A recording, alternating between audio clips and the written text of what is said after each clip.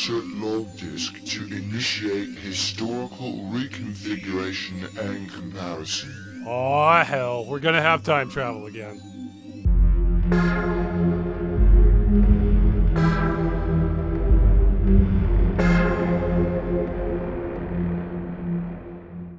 Hey, welcome to the Game Dungeon. Boy, I don't know where to start with this one. You know, when it comes to time travel, it's not as simple as start from the beginning. You know this.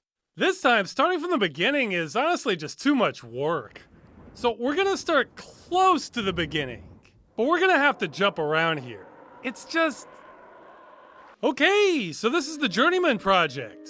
Mostly. Let's get going. So we start off and get a slideshow. The year is 2318. I guess we missed the 300-year pre-anniversary.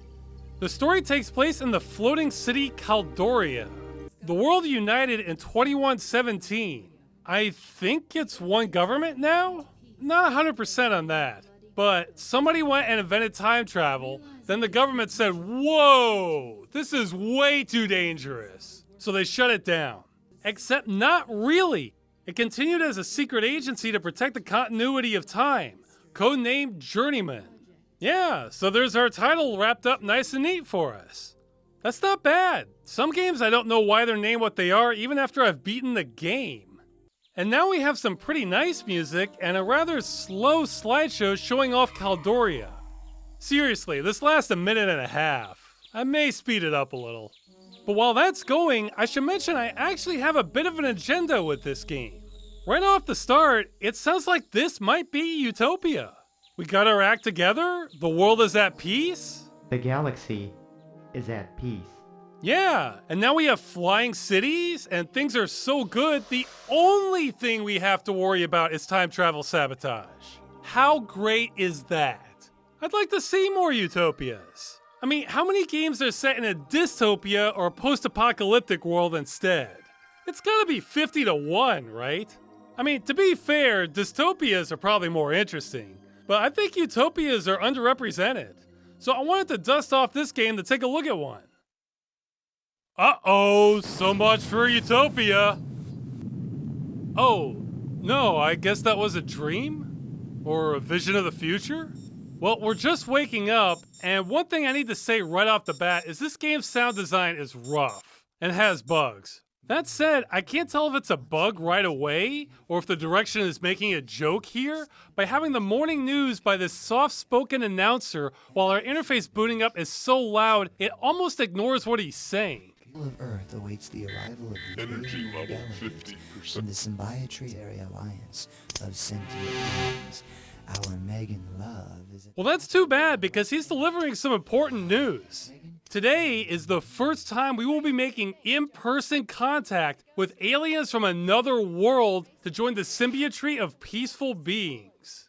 Yeah, aliens made first contact with us 10 years ago saying this would happen, and today's the day. Back to you at the studio, Johnny. Thank you, Megan Love. This morning's broadcast was brought to you by Future Cola, the choice of a peaceful generation. Uh-oh. Well, first off, I like these names. Megan Love and Johnny Ego. These are good future names. Although now I'm thinking Johnny Ego is on some sort of sedative. I'm Johnny Ego, and you're listening to the mellow sounds of WKIM Too Big. But more importantly, I think we may have lost some utopia points here. What with the news being sponsored by Future Cola? Now there's the obvious conflict of interest where if there's a scandal at Future Cola, the radio news probably won't cover that, because that could affect their bottom line. But what I think people may not be thinking of is how soda companies are going to dominate the universe. Cola companies have been trying to take over the sky for a long time. I mean, skywriting by Pepsi goes back to the 1920s, so naturally they got in on the space program also. Now, I don't know which of these operations were paid, but in 1985, both Pepsi and Coca-Cola got sodas into space. In 1995, Coca-Cola had the first Coke dispenser in space, but I don't think that was at the request of the astronauts. In 96, the Russian government was paid millions by Pepsi to have cosmonauts launch a Pepsi can model during a spacewalk on the Mir space station. Now, skipping ahead, in 2014 to 2016, there were plans for Pocari Sweat to put their drink on the moon. I hadn't heard of them, but apparently this brand is huge in Asia. That one didn't follow through though. More recently, in 2019, Pepsi, again, scrapped plans to use orbital satellites with polyester sails to reflect the sun in order to make logo advertisements in the night sky. So soda companies are eager to take over space. I mean, yeah, you had KFC fly a sandwich to the stratosphere and Pizza Hut deliver pizzas to the International Space Station, but it's really cola companies leading the charge. So sure, for now, cola companies don't own the sky and space beyond, but look at what time it is. It's only the 21st century. Journeyman is in the 24th. We're not 5 minutes into the game and they already fund the news. So I don't know, maybe I had it wrong and this isn't Utopia. It's just another cola-based society. Back to the game, I find an ID card and I'm embarrassed to say I forgot how to pick it up. I would have thought just clicking on it would do, but no. I can't drag it down, it just stops. Double clicking? Right click? Wait, no. This game was originally for Mac, there would have been no right click. Do I need to open the chips on my HUD? Does that... Jesus, how do I pick this up? Is there a menu? Escape? Oh! No! Escape does not bring up the menu. Escape was the wrong button. Though hot damn, I can't remember the last time a game let me exit that quickly. That was even faster than Alt F4. Fine, what does the manual say? Take the card by dragging it down to the inventory. I did that! What? Oh, it's a confined area you have to drag it to. Okay. It's a small thing, but I'm leaving this in here just to lower everyone's expectations. It makes things more suspenseful if you're not confident I can even get out of the room. But I can! Aha! Dissolving doors. Alright. Oh, and since this is another game with a Fat Boy HUD, I'm gonna crop things again. We'll switch back as needed. Well, I have to say, future decor isn't bad. I like the circles and wavy lines in the apartment. We have some background projector, though really we have stuff like this now if you really want it. Doesn't wow me. Though I appreciate the touch that we have a future genre of music. What does that say? Gear Hytham? Yeah, I don't know. Sounds a little too hipster to me, but people 300 years ago would probably say the same about us. In the bathroom, there's a mirror, and there we are.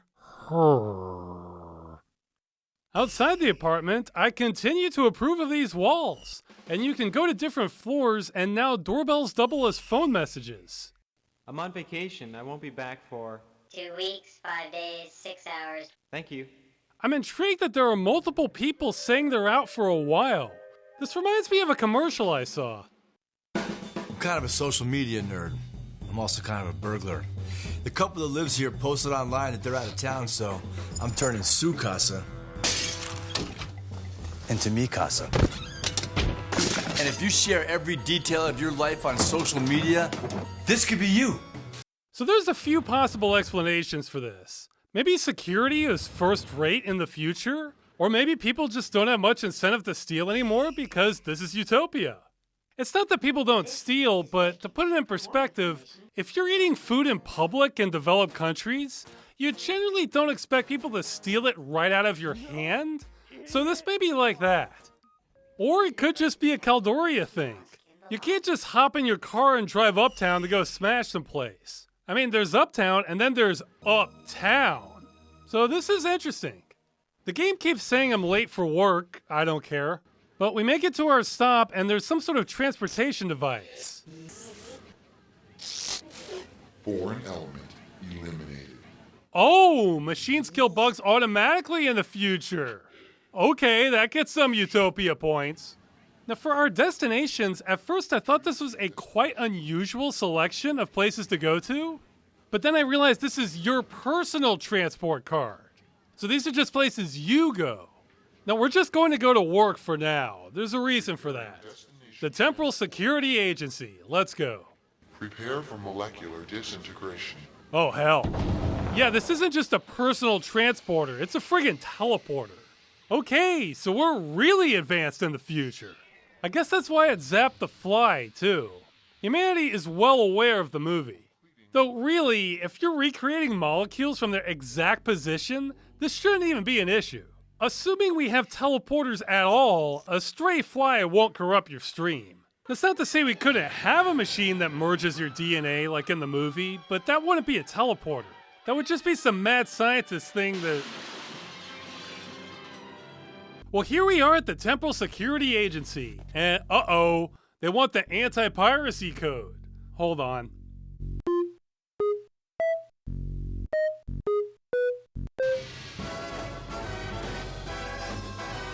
Well, we're inside, and now it's time to watch some instructional videos. Oh-ho! Again!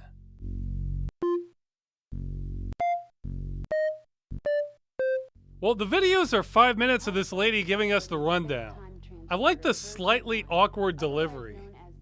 The simplest analogy for the theory of time travel is that of a tunnel in time. When someone travels through time, a tunnel is created which originates when travel is begun and ends when the traveler lands. Well, it sounds like our whole job is just to sit here all day and make sure the timeline doesn't change. Doesn't sound too hard. Now, the timeline changing has never happened before, but in the event that it were to change, our job is to go back in time and grab a disc that contains all of recorded history on it, bring it back, then compare the original timeline with the present one, and figure out what changed. Apparently, there's a delay between when the TSA receives a warning about a time rift and when the timeline changes. So if we head back in time during that window, we can skip over it. And wouldn't you know it, as soon as we finish the training video, the alarm goes off and we have a time rift headed our way. What are the odds? And look, a countdown before it hits. We better hurry. Actually, not really. If you exit, then come back to the video, it looks like the timer gets reset. But here, let's just eat Cheetos and see what happens if it hits. Whoop! You have been uncreated. Okay, so this was a pretty big timeline shift. And guess what? That's also what happens if you go anywhere other than work. Uncreated. No Hard Rock Cafe for breakfast. I kind of like the consistency because we could have died earlier and had no idea why. But now that we know what's happening, it makes sense. What we should have done is head to the ready room to suit up, take a quick moment to admire this sound mixing,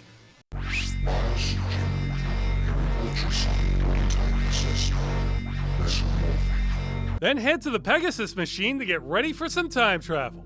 200 million BC, let's do it. And this is actually one of my favorite portrayals of time travel. I think it's tied with Bill and Ted's Excellent Adventure. I mean, this frame rate is hot garbage, but we're getting a bunch of tubes and rings and light rock music. And it all makes you think that time traveling is this fun, even relaxing thing, instead of some painful, gut-wrenching horror that our bodies weren't meant to withstand. Anyway, here we are in 200 million BC. Rah! The interface tries to warn us not to go over the edge, but of course we want to see the death scene. This one's pretty tame. We can do better. Well, it's a straight shot to the time vault where there's a disc of all recorded history. Though I feel like there are problems with this plan, but that can wait. Let's head back to the future and see what awaits us. Well, it doesn't look too different. So far, so good. Let's slap in the disc and compare history. Oh wait, first we have another piracy code. Aha! Our tutorial lady has a new hairstyle. Indeed, the future has changed. If we compare the videos, in the altered timeline, there was a missile launch during some peace negotiations. There was an attack of a Mars base. Yeah, I guess we would be on Mars if we had friggin' teleporters. And there was some guy assassinated at a conference. So I guess we have our work cut out for us. Except wait a minute. This is the alternate future. But there's an alternate future. Okay, so here's the thing. I haven't been playing the Journeyman Project. I've been playing the Journeyman Project Turbo. The original is hard to come by, though I do have a copy of it. I'll get to that. Turbo is basically the same game, but got patched up a little bit. The original came out for Macintosh, but apparently the PC port had bugs. Then came the Journeyman Project 2. Yeah, this had sequels. Then came the Journeyman Project Pegasus Prime for Mac only, which was a 4 CD complete remake of the original, with way more video and so on. And that got ported to the PlayStation, and I couldn't verify if that was unreleased or only came out in Japan. And also the Apple Pippin. Wow, yeah, there's another console I forgot existed. The short version is, if you weren't a Mac user, you weren't playing this. Then the Journeyman Project 3 came out. Then a trilogy pack came out, which I bought, except it was defective, and they printed the wrong disc for Journeyman Project 2. So I've actually played 1 and 3, but not 2. But we're time traveling. This sort of thing happens. But lo and behold, 15 years later, 17 after the original remake, Pegasus Prime got working through emulation on PC, so GOG released a copy of it, also with features from the PlayStation version. Or at least that's what they're saying.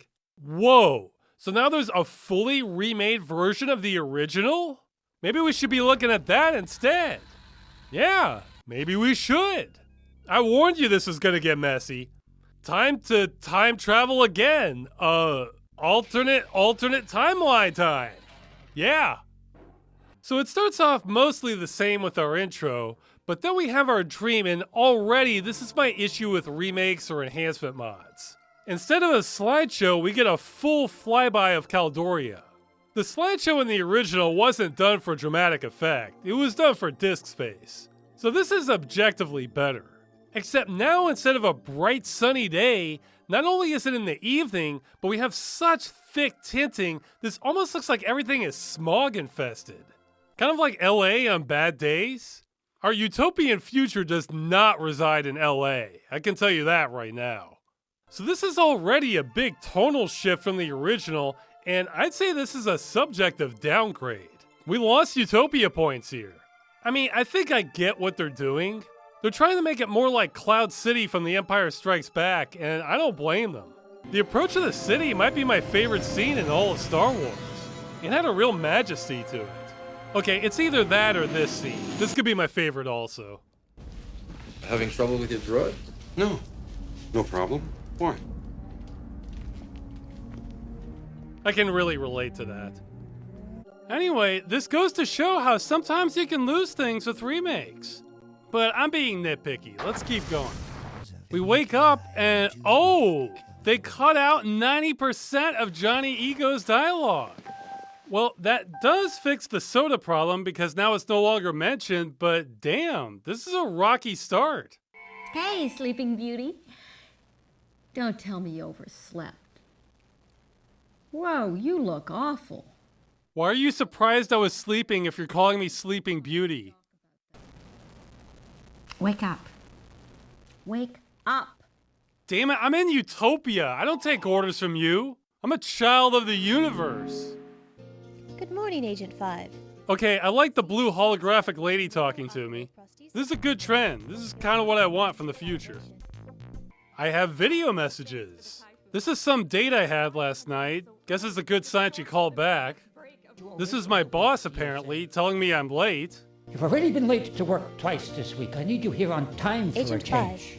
5, you are late Agent for 3 your for the scheduled alien shift God, at the TSA. shut up! Disappoint. Oh, we have replicators now. We're leaning even harder into Star Trek, it seems. Card keyring. That's kind of bulky. What is it with this design? Deus Ex did this sort of thing too. This is a future keyring, but it looks weird. Well, I'm from the 21st century. What do I know? Okay, this is nitpicky, but the apartment lighting feels kind of gloomier in the update. See, the original had this cheerful energy to it. I don't know. Okay, I'm sorry. This is unacceptable for our video news.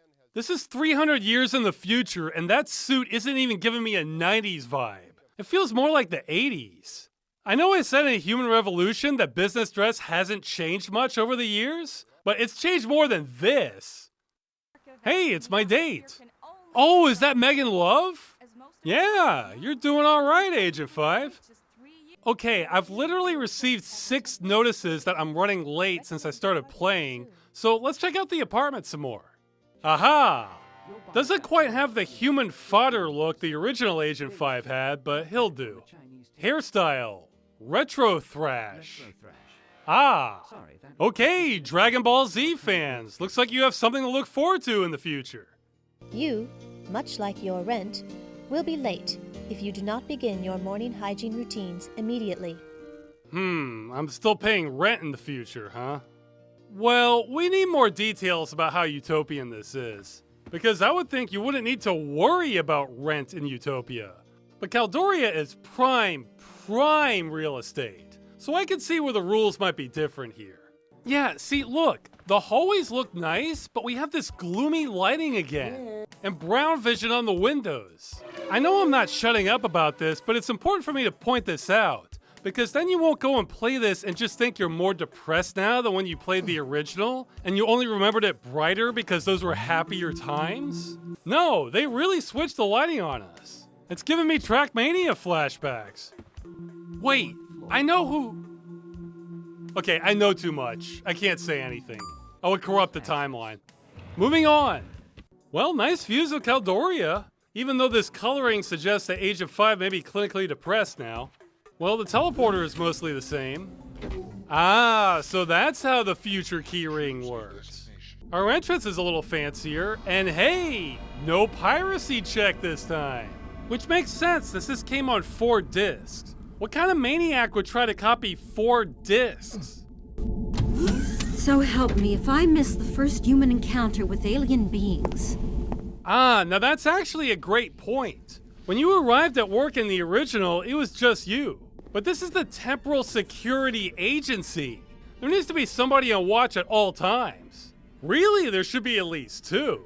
She can't leave until you arrive. The job's too important. And now we have a mini-museum with figures from future history.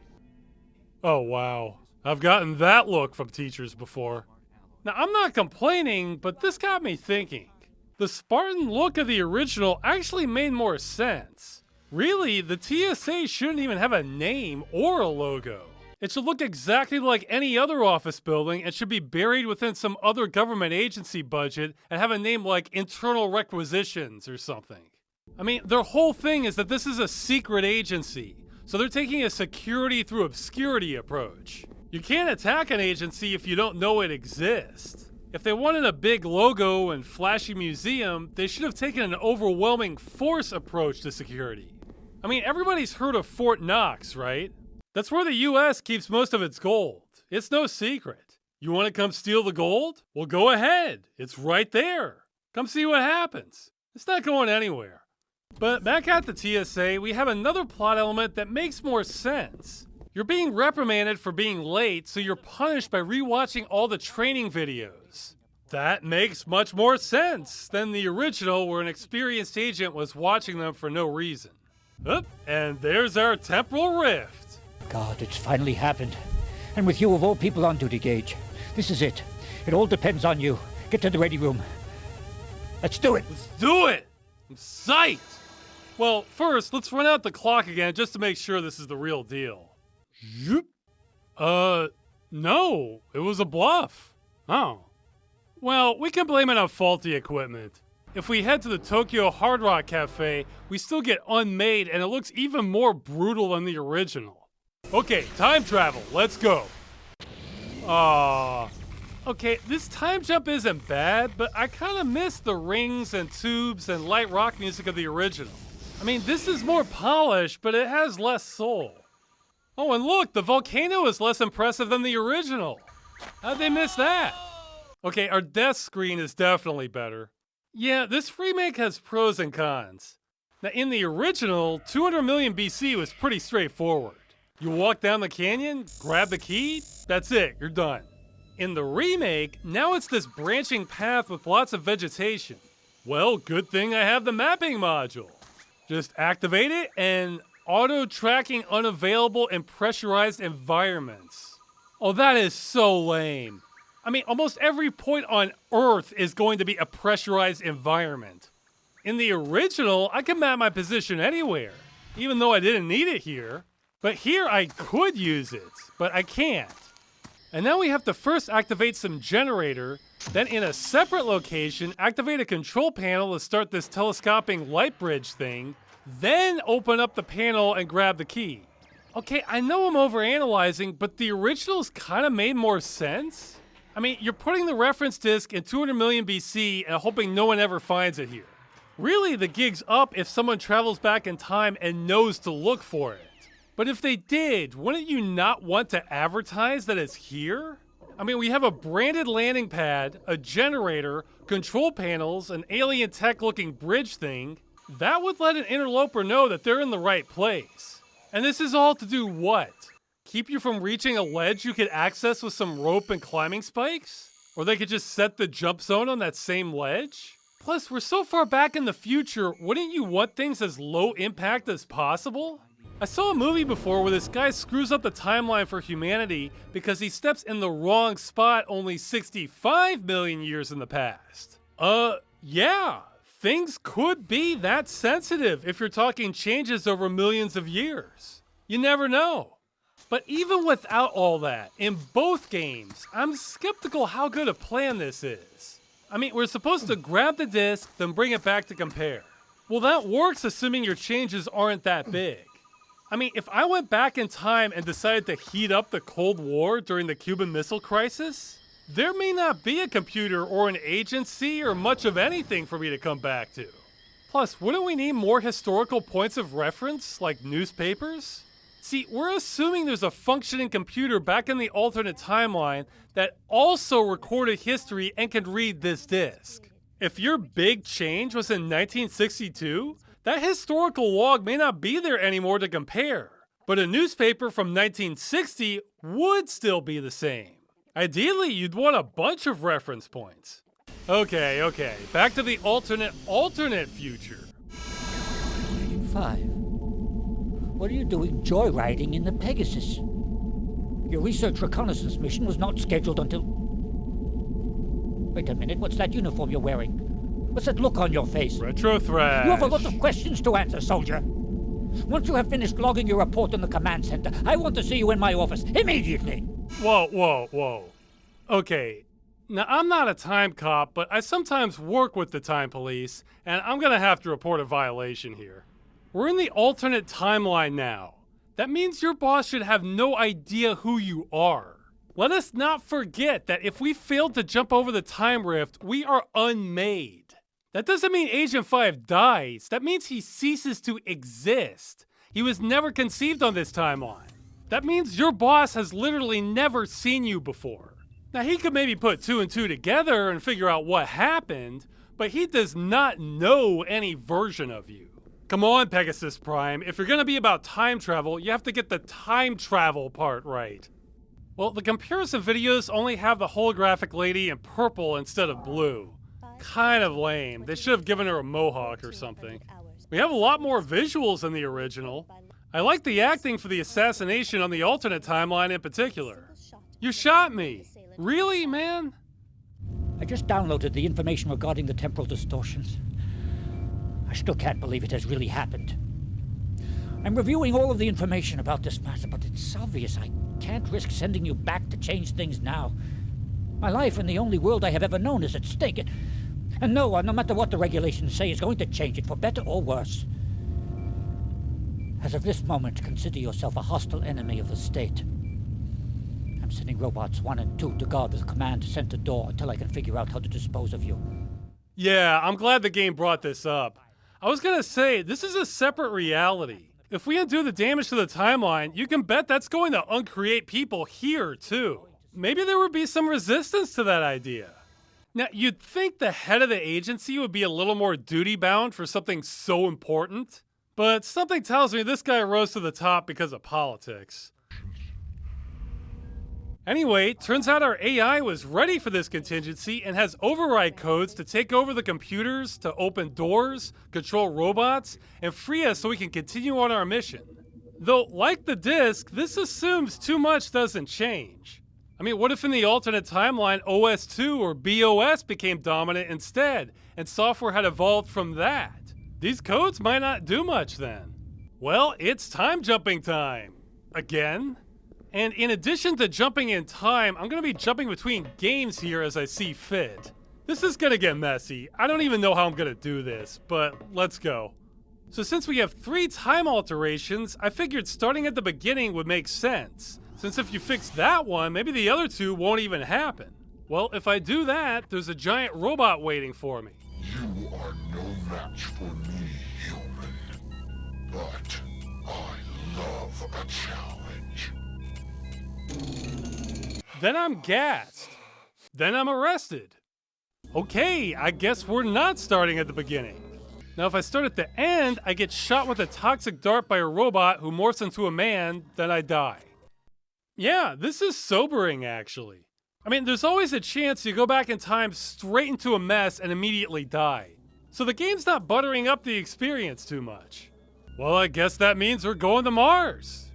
And here we are. Well, the thing about Mars is that it's not suitable for human life. So we're just going to be in tunnels inside the Mars colony. It's okay, I guess. One Mars colony is much like another. I will say there are some big differences between the 2 games, though. In the original, we wander the tunnels, a giant robot sees us and ignores us. We get some background on the Mars base that sounds like they may have just hired her straight from the Tokyo Hard Rock Cafe earlier. Like a heavenly siren, Mars lures us to its inhospitable shores with visions of unearthly splendor. If you go this way, you interact with people, which is a big no-no. You can walk out into an airlock and asphyxiate yourself. Just a reminder, oxygen is a necessary part of life. We get a tram ride in the underground tunnels and finally find an air mask. I'll talk about that in a little bit, but first, let's jump back to the alternate reality. Well, right away, this is more impressive. Although in the remake, everything has grimmer lighting again. Though I think that kind of works for Mars. The announcer is a lot better, but like Johnny Ego, has 90% of her dialogue cut. Welcome to the Morimoto Mars colony. Have a wonderful stay. We can asphyxiate here too. Yep. This time the robot full-on tosses us, and it's made clear he's not messing around. Now we can go inside this door where the robot murdered everyone in the room. You also get to see through the doors to find the rest of security playing paper, rock, scissors. Yeah, I think somebody's not gonna have a job soon. Let's say hi.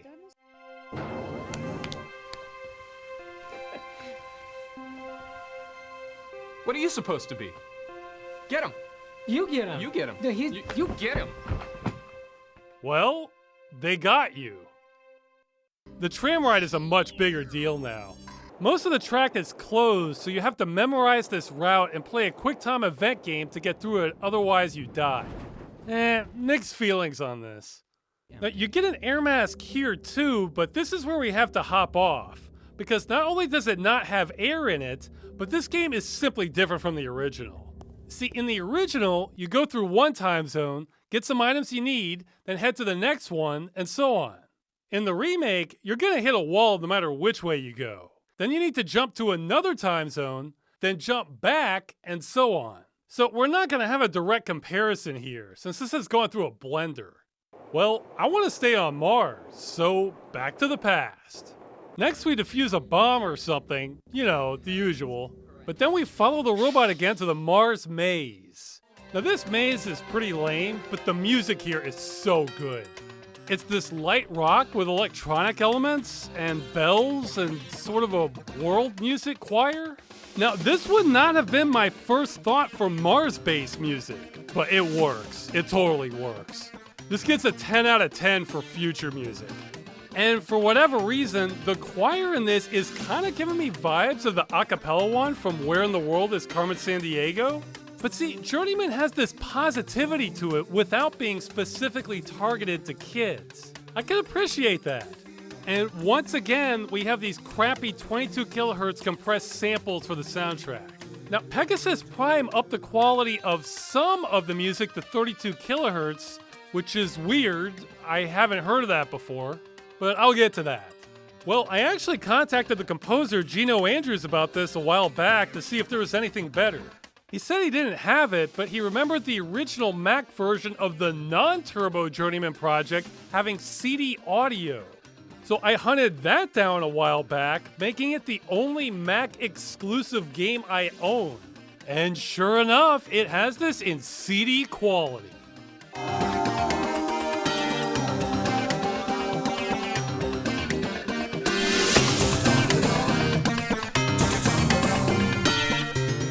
Now, I was going to share that with you, abandonware style, but it looks like it's no longer abandoned. In 2016, 23 years after the first game came out, we finally got a soundtrack for Pegasus Prime, which I think includes the originals also, and has unreleased bonus tracks. Now, I don't have this, but there could be an issue with this soundtrack because of the time travel. I can't talk about that yet. We'll get there. Well, after the maze, the robot takes off on a shuttle and we have to chase him down in another one. We're treated to a flyby animation of the Martian canyons, and everything about this is so 90s. We are cruising at peak 90s now, people. Actually, no, I blew up the image again. There we go. Wait, no, there we go. We're doing the HUD within a HUD here. So yeah, if you were missing the 90s, your levels should be topped off now. You're welcome. But we are not done. The robot takes off into space and we have to shoot him down. This is pretty basic and it's a little awkward to control, but since you're pursuing him and he has no rear weapons, you basically can't lose. Yeah, this drives home another point where I want to say 90% or so of spaceflight games are just planes in space. It's a good thing his shuttle doesn't have side thrusters because then this dogfight would get real fast. But it doesn't. We drain the energy to his ship, put him in the tractor beam, then board him.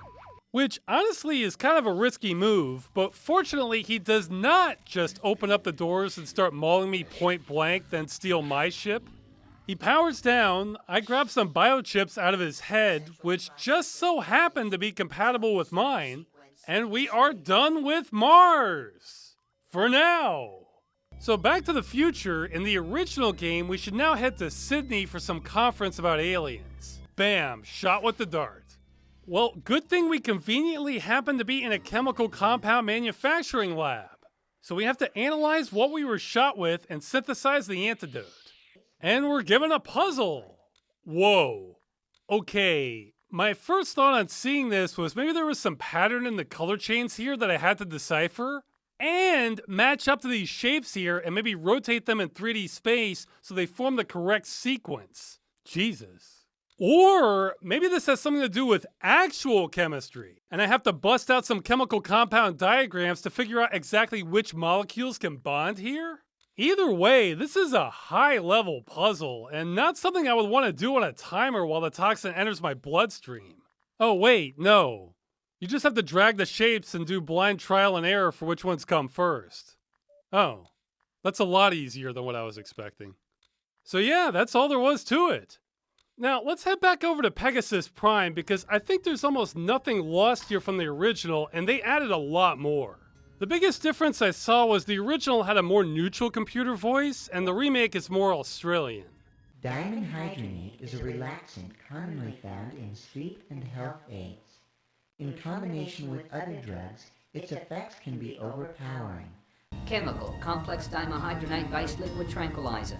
Sending analysis information to molecular compositive. Also, the original has some grisly surgery video while a doctor mutters to himself. This felt a little out of place tonally to me anyway, so yeah, I think cutting that was a good move. The hallways of the convention center look pretty much the same, although I'm skeptical if Australian design is really going to look like this in the future. It's like a bug colony or something. This look is actually giving me strong vibes of an alien faction for some 90s or 2000s strategy game, but I just can't remember which one. Memory.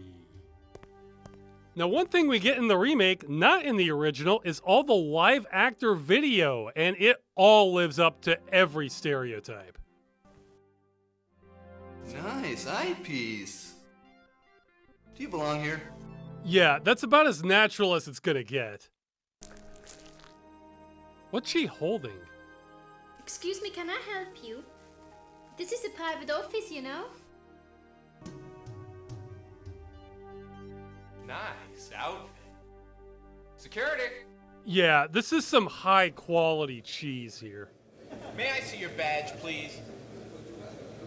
Security, we have another protester at the auditorium entrance. I like the glazed look in his eyes as his mouth starts to open. Hello, Elliot. This is Dr. White again. I still haven't received results from those morphine tests that I needed the other day.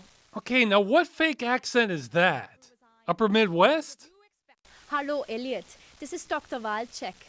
I'm calling to check up on our progress after the neurotransmitter equalizer that I prescribed. I'm afraid that the stress you are under may be a bit much, even for this increased dosage.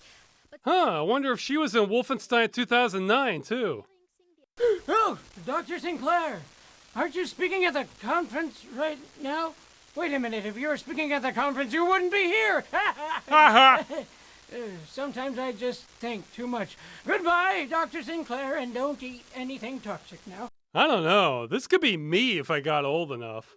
I like his floppy disk clipboard there. Hey, I didn't know they let aliens in here. Hey, buddy, this is a joke, right? Oh, yes, it is. Now, I guess I should catch everyone up on the plot. The inventor of time travel, Elliot Sinclair, and also I think the inventor of the morphing alloys, even though the remake is crediting Candace White with that, is also a giant xenophobe. He hears that aliens are coming in peace to visit us, and oh no, not on his watch. So he's the one responsible for these time rifts, and honestly, he should have been the agency's first suspect. I mean, time travel is a secret to everyone but the TSA and the guy who invented it. So if somebody's disrupting time, the TSA should have a talk with him first. Anyway, after Mars, we picked up a transmission to his robot telling it to blow up the Mars colony and shoot down the first sighting of an alien craft, so each side would think the other did it. I mean, yeah, that would change the timeline. He's trying to make triple sure we never have peaceful contact with these aliens. There's not really any basis for this. He says it's because historically, human settlers ended up treating indigenous cultures horribly. And that's true, but those were humans. Regardless, Sinclair isn't having any of this innocent until proven guilty crap. So we need to stop him, but first we need to clean up his messes, since chronologically, those happened first.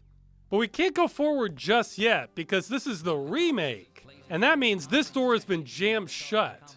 Now, if I knew what I was doing, I would be ready already, because it turns out there was a power crowbar back at the Mars base that I missed. So, back to Mars! Oh, huh. It sent me to the original drop zone, not where I left. Wait a minute, this is the same cutscene! This already happened! What the hell? Yeah, it turns out when you revisit a time you've already been to, you start all over. Except you still have your inventory from before, and it's now missing from where you originally were. Look, if I head back to Sydney, okay, yeah, you do get shot again. Don't think that wasn't gonna happen. But now I don't have to concoct anything. I already have the antidote on me. I'm reliving what happened, but we have tangible proof I already did this. This is weird. Now don't worry, I'm not gonna report this to the Time Police. I'm not even sure this is a violation. This is just weird. Okay, I've heard one theory of time travel is that you don't really travel back in time. Instead, you shift to a parallel universe at a different point. But if that's true, wouldn't it be an infinite conga line of a parallel you from another universe switching to yours? Well, I guess not in the Journeyman Project. I don't have answers for you, but if I were to guess, Journeyman is saying we have infinite parallel universes to invade, but they're all virgin territory. No one's gonna breach into ours. We're number one. We can do what we want with these. But then how the hell are we correcting our own timeline? I don't know. I don't know what's going on here. Time travel's not always nice and neat with a bow ribbon on it.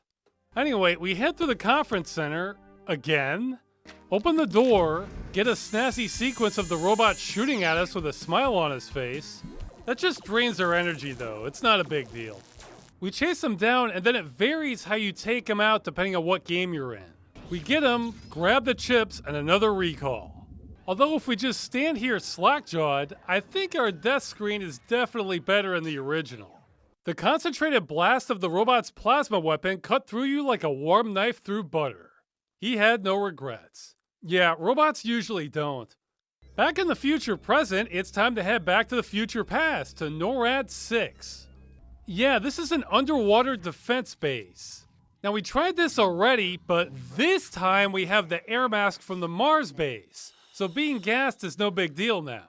Now, if we head out, the robot starts blasting us with plasma again, which isn't fatal, but it lowers our time jump energy. But there's an exploit here.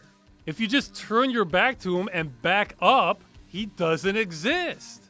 So if you moonwalk towards the robot, you're invincible. This might be the first, if not only, case of moonwalking making you invincible. I know there was that Moonwalker game for Genesis, but I don't think it made you invincible in that. So yeah, I approve. I mean, moonwalking is kind of a superpower in itself. We may as well go all the way. Inside the base, I really got stuck and had to look up what to do. I made it to this door where there's a retina scanner, but couldn't pass it. Well, a walkthrough said I had to use my retinal biochip. But I don't have a retinal bio... Oh no, they did it. This game came out in '93, which I thought meant we were just barely in the safe zone. Even Sierra generally stopped making games that could completely screw you by this time. Not Journeyman. No. I got screwed a long time ago.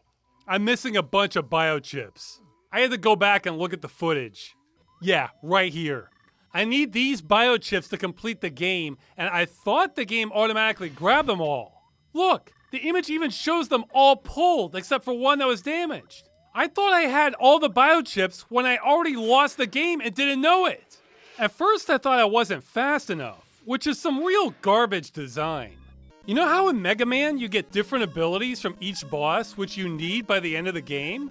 Well, imagine you've defeated the boss, you're running towards the item drop, then bam, back to the menu screen. Too slow.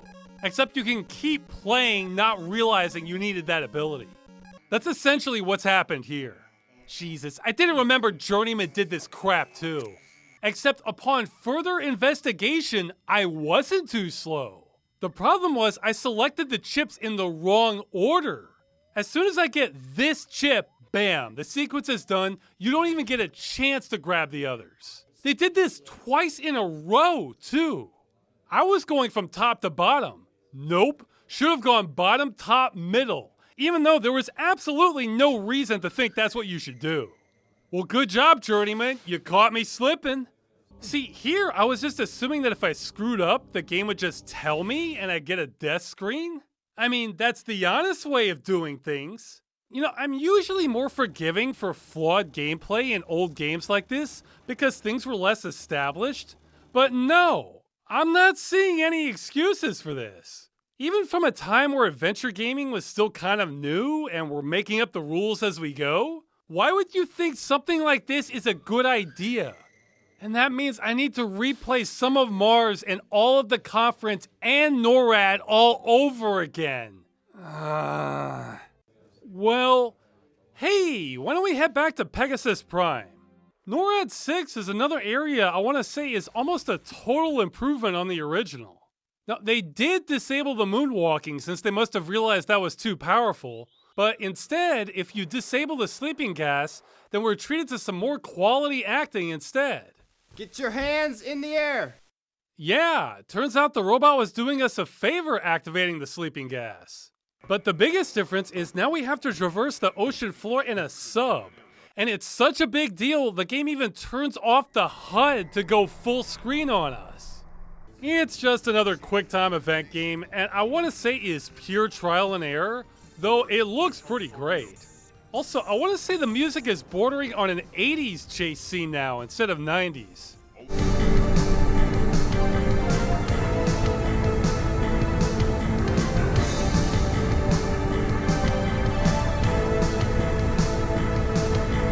After that, the game mostly syncs up with the original, except you're not automatically screwed.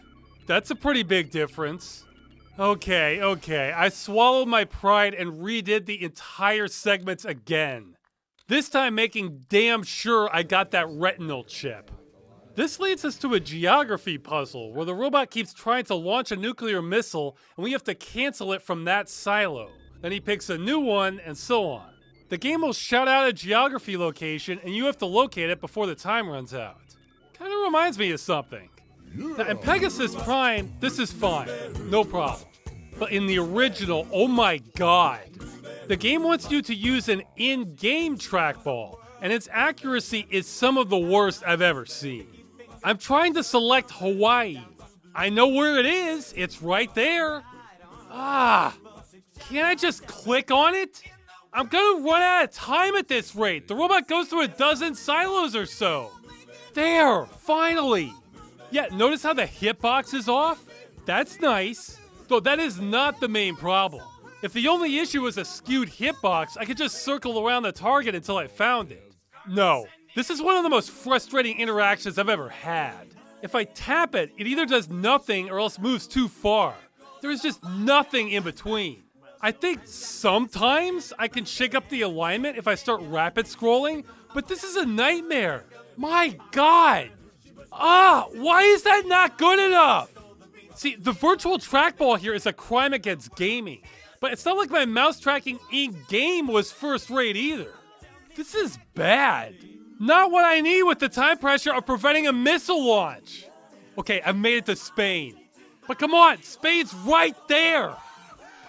Come on. Missile launched. We don't even get a death screen. It just pulls us back to the future present, and I think we lost? I don't know. The second time around isn't much better. It's just sheer luck if I'll hit the target or not. Well, moving ahead, I did it. The suspense was real. So we avert the missile launch and the robot is furious. So now he's hunting me personally, since he failed his mission. This raises some interesting questions. First, I like speculating what would happen to the timeline if I just jump back right now. The missile launch has been averted. That was the big change. The timeline is mostly safe now. Except we have a rampaging robot looking for me and I wouldn't be there. I mean, launching a missile at a country, that's a huge change that'll affect the course of history. But a robot going berserk and killing people randomly, that's not as big, just kind of crazy. I mean, it might change the timeline or it might not do much. I imagine the military would eventually put it down, but they might be really confused as to what's going on. Plus, what's the robot's programming? When the Terminator is done with its mission, it just sort of goes into sleep mode because it doesn't have any other orders. But this one's still out for blood. And that's the other question. How do robot emotions work? Would the robot's anger for me fade in time like a regular person? Or would it be precisely as intense years from now as it is right now? Like he just goes berserk and then can't stop. Anyway, the trackball was awful, so that was a badly needed change in Pegasus Prime. But then the tables turn. Now in the original game, the robot is coming for me and I'm supposed to stop him with this power clamp thing. I click about where he is, then activate. Done. He's been clamped. It's over. Not so in Pegasus Prime. Oh god. Okay, first off, at some points in the game, your controls are locked out until an animation finishes playing, and this is one of them. So you're helpless to do anything as the robot takes 10 seconds to lumber in here. Then I timed it. You have exactly 4 seconds to react. If you don't, you're locked out again, then the robot spends 25 seconds to come kill you while you stand there staring at him. Yep, he got me. So no problem, this time I move the claw to him and grab him. That should do it, right? Nope, he still comes through the window, even though he's clamped. And this next part is kind of a metaphor for an issue I've had my whole life, where people will tell you something they think is obvious, but my brain sees way too many possibilities that seem like they could work also, so it's not obvious to me. For example, there's a rotate button here. Does that spin the entire arm or just the clamp? I don't know, but wouldn't either one work to subdue the robot if he's clamped? I mean, you just need to get him away from you. Plus, it wasn't even obvious to me if I needed to spin the arm first. But no, apparently just selecting the direction was enough. Well, turns out the spin button appears to do nothing at all. I tried it both ways. He killed me both times. So then I thought maybe just clamping and moving him away from me would work. Nope, dead. Nope, dead. Yes, literally the last option left. I mean, what the hell kind of puzzle is this? It's pretending to use logic, but it's just guess the button to press. Now, there are no chip tricks in Pegasus Prime, but before we move on, let's talk some more about robot destruction, because this is what matters in life. Okay, on my desk screens, you may have noticed a Gandhi bonus. The TSA emphasizes how you should avoid violence if at all possible. So if you resolve conflicts non-violently, the game gives you more points for that. Well, that makes sense. You want to have a light touch on the time stream, except the only entities you ever need to be violent towards in this game are robots. Okay, I have two issues with this Gandhi bonus here. The first is what the game considers violence or not. Okay, it turns out crushing the robot with a giant clamp is the non-violent option.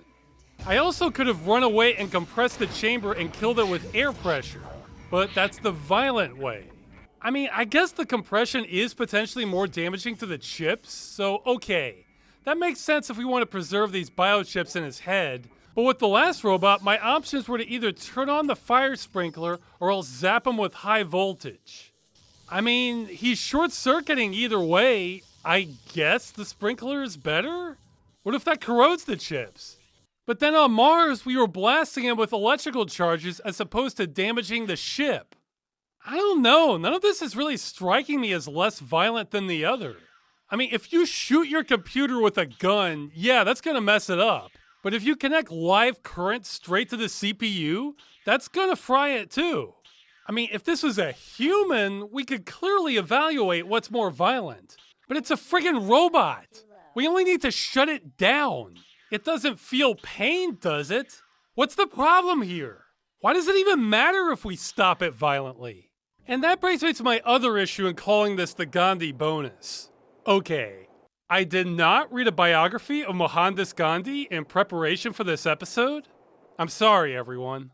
But my limited knowledge of him knows that he was all about civil disobedience, nonviolent resistance to an unjust authority.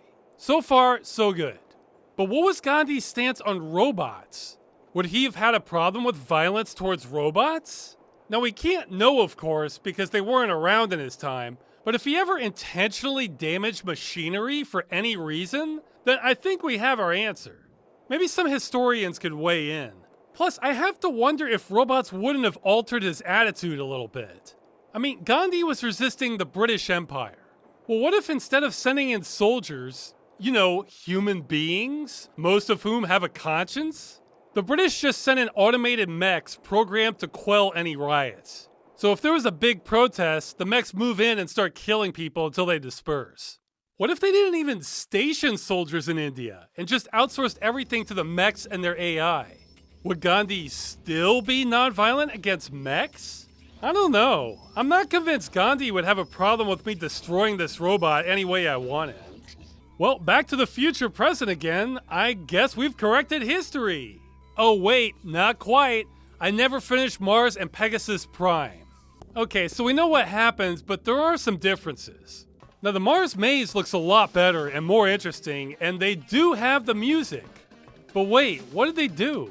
They added this ominous wailing mixed in.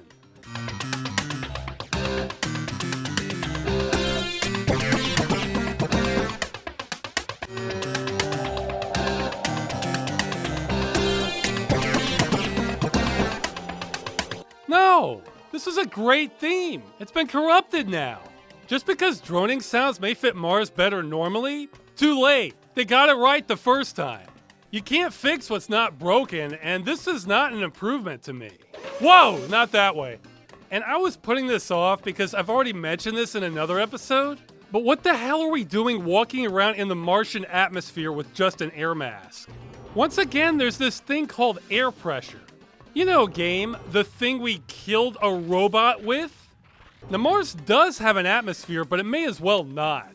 It's less than 1% of the air pressure of what we have on Earth. So your air mask would help, but you'd probably still black out, and I believe your blood and any other liquid in your body would eventually start boiling from the pressure difference.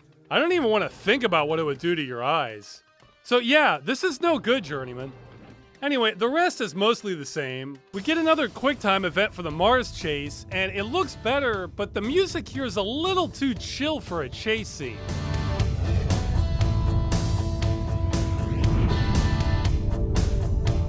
I mean, if this was playing in a bar and you wanted to relax, this music would work. I mean, compare that to the original where you get that ooh as the sun hits your eyes.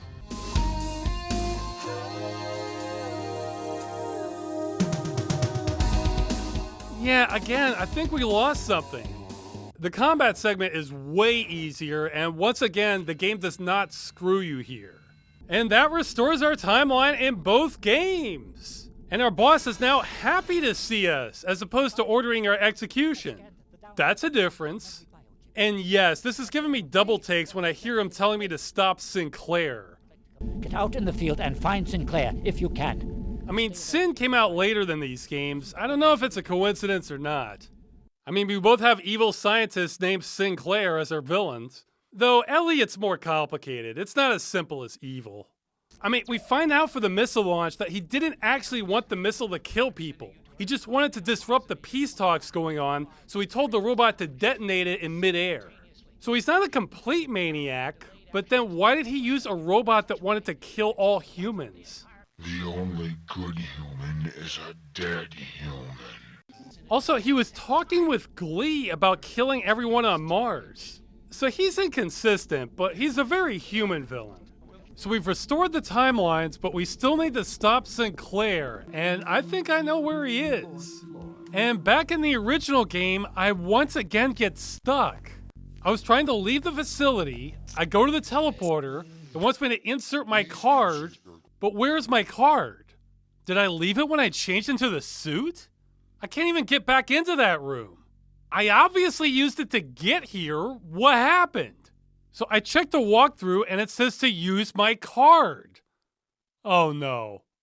The game glitched. I once again cannot finish it. Somehow I don't have my transport card anymore. When did this happen? I can't find it in any of my old saves.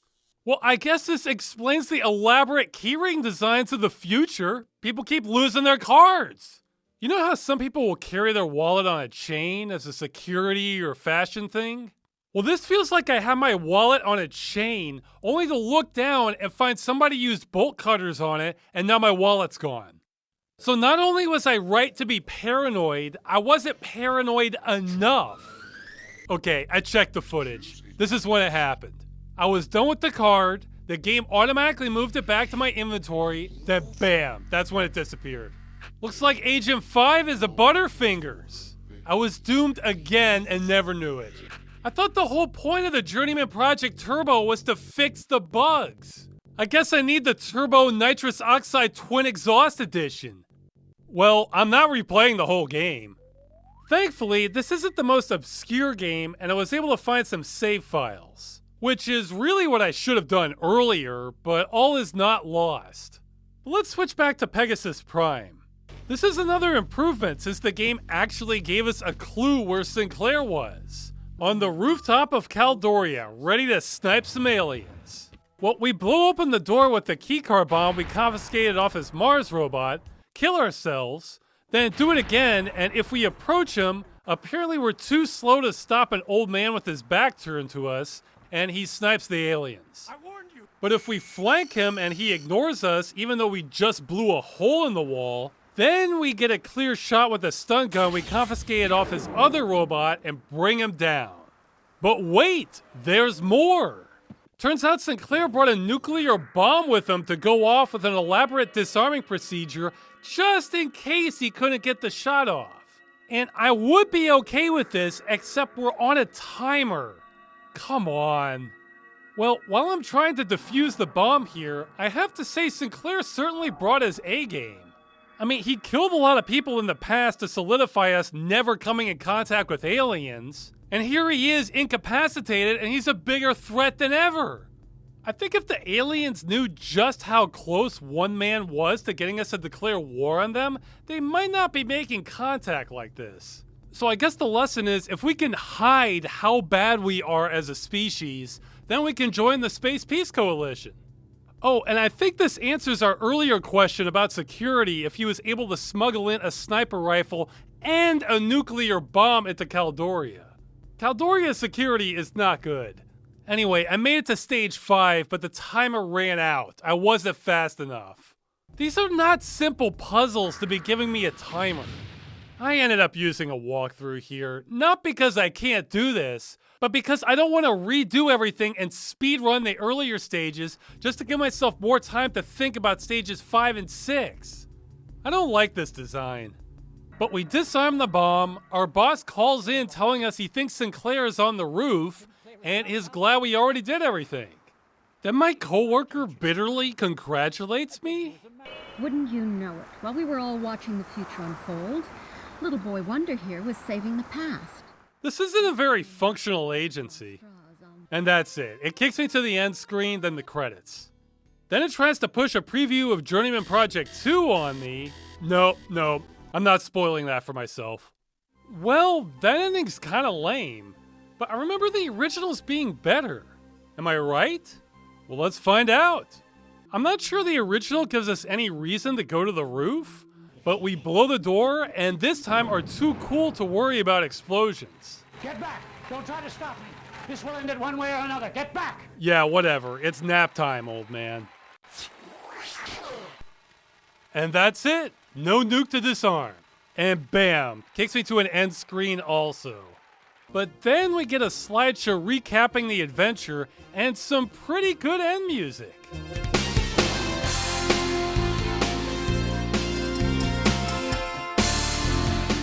Yeah, this music is a lot better. This is exactly the sort of thing I like to hear after saving the world. Why didn't the remake keep this? And that's the Journeyman Project. What to say? I guess first off, the remake really is different from the original. The original turned into such a minefield I can't really recommend it to anyone, but I feel like Pegasus Prime sold a little bit of its soul in the making. It was lacking that positivity. And this doesn't happen to me often, but I think my memory of the game was better than it actually is. It was impressive for the time, but I don't think it really holds up that well. Now the music holds up, and I think that's the reason I had fond memories of this. And I think the theme is still good too. But the execution, The Journeyman Project is unusual for a time travel story because except for 200 million BC, the entire game takes place in the future. I think that's a great idea, but the problem was everywhere we went was a boxed-in corridor and we didn't have much context. So we didn't really get a feel for each time period. We really needed the full tour of our various futures. I'm not even sure this game is in Utopia now. I think I was just assuming things. I'll have to keep looking. Except for liking the music just as much now as when I first played it, this whole thing has left me kind of confused. But you get too deep into time travel, and that's usually what ends up happening. So I guess it gets some points for authenticity, too. Okay, that's the episode. Stay tuned for... damn it. See, I don't even know which timeline I'm on anymore. I don't want to promise the wrong thing. Well, something's coming. I mean, we stopped the nuke, so yeah, we're good.